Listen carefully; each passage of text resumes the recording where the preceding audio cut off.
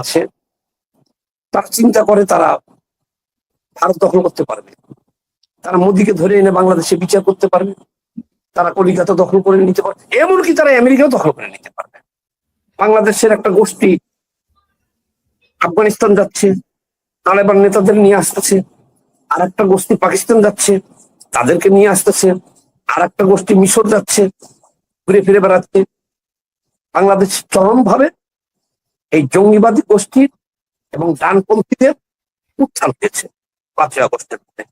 ওটাদের কথা শেখ হাসিনা সরকারকে ফেলে দিতে এদের অবদান ছিল।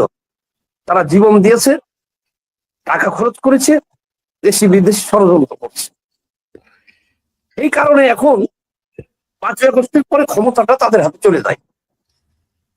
এই যে ডক্টর ইউনূস, সুদখোর ইউনূস, ওনাকে সামনে রেখে এই দেশটাকে ভারতের সাথে সম্পর্ক কাট করে দিয়া ঘোষণা দেয় 7 সিস্টার খাবো, 8 সিস্টার খাবো, দিল্লি দখল করবো, এং করেঙ্গা তেং করেঙ্গা দিয়া পাকিস্তানের সাথে বর্ডারটা খুলে দেয়।